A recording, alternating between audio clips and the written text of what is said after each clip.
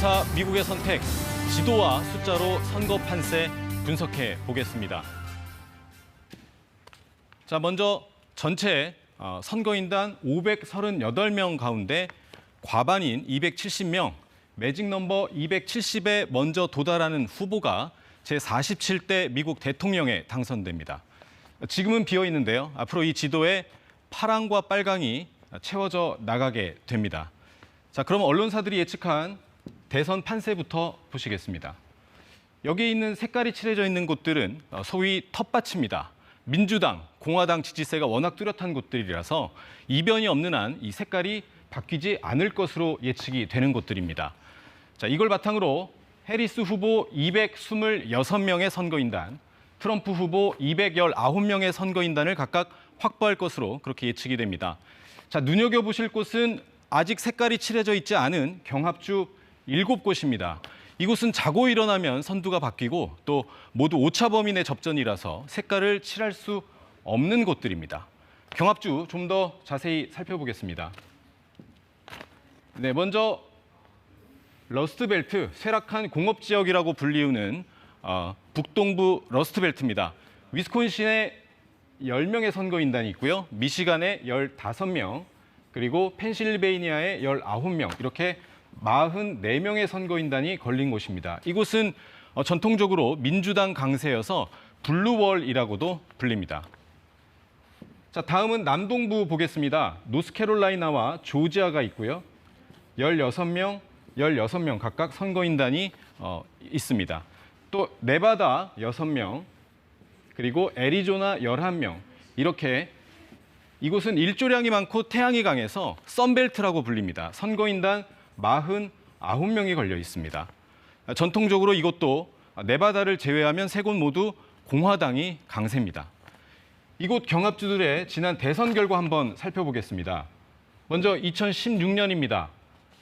보시는 것처럼 트럼프 후보가 네바다를 제외한 6곳 모두를 가져갔습니다. 특히 러스트벨트 3곳을 가져간 게 컸습니다. 이번엔 2020년 대선 결과입니다.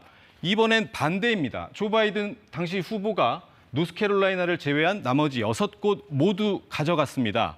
이번에도 조지아와 애리조나를 남부에서 가져간 것도 큰 성과였지만 특히 러스트벨트 3곳을 다시 탈환한 것이 승기를 잡는 데 주요했습니다.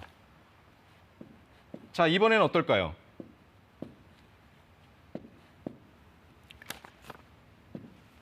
해리스 후보가 만약 러스트벨트 3곳을 모두 가져간다고 가정하면 사실상 선거는 끝납니다. 계산해 볼까요?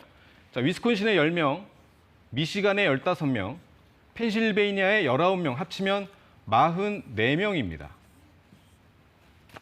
현재 확보하고 있는 것으로 보이는 226명을 더하면 매직 넘버 270에 딱 도달하게 됩니다. 나머지 남부 경합주들의 결과와는 상관없이 대통령이 되는 최상의 시나리오입니다. 이번엔 반대로 트럼프 후보 입장에서 살펴보겠습니다. 트럼프 후보도 펜실베이니아를 포함한 동부 경합주 3곳을 가져가면 19명, 16명, 16명을 확보하게 되는데요. 합치면 51명입니다. 트럼프 후보가 이미 확보한 것으로 예측되는 219명을 더해볼까요? 정확하게 매직 넘버 270이 나옵니다. 역시 나머지 경합주들의 결과와는 상관없이 과반을 확보하게 돼서 당선을 확정짓게 되는 겁니다. 자, 여기서 가장 중요한 것은 공통점이 있죠. 러스트벨트와 동부 3개 주의 펜실베이니아입니다. 두 후보 모두 이 펜실베이니아를 차지하면 백악관 가는 길이 한결 쉬워집니다. 그 말은 반대로 이 펜실베이니아를 놓치게 될 경우 둘 다 어려워진다는 얘기입니다. 자, 해리스 후보의 경우 펜실베이니아를 놓치게 될 경우 네바다와 애리조나를 반드시 가져와야 되고요. 노스캐롤라이나와 조지아 둘 중에 한 곳도 반드시 이겨야 합니다. 다만 지난 40년 동안 이 조지아와 노스캐롤라이나에서 민주당이 이긴 건 단 3번뿐입니다. 쉽지 않을 겁니다. 자, 반대로 트럼프 후보 입장에서 계산해 보겠습니다. 펜실베이니아를 놓치면 네바다와 애리조나를 가져와야 되고요. 미시간과 위스콘신 중에 반드시 한 곳 이상을 가져와야 됩니다. 이렇게 위스콘신과 미시간은 지난 40년 동안 92년 이후로 위스콘신과 미시간에서 공화당 후보가 이긴 적은 여기도 단 3번밖에 없었습니다. 결국 이번 대선은 경합주 7곳, 특히 러스트벨트 3곳을 누가 얼마나 가져갈 것인가가 중요합니다. 그중에서도 역시 핵심은 최대 승부처 펜실베이니아입니다. 영국 이코노미스트는 펜실베이니아를 잃으면 대선 승리 확률이 해리스 후보는 13%, 트럼프 후보는 10%로 뚝 떨어진다고 분석했습니다. 지금까지 터치 스크린에서 전해드렸습니다.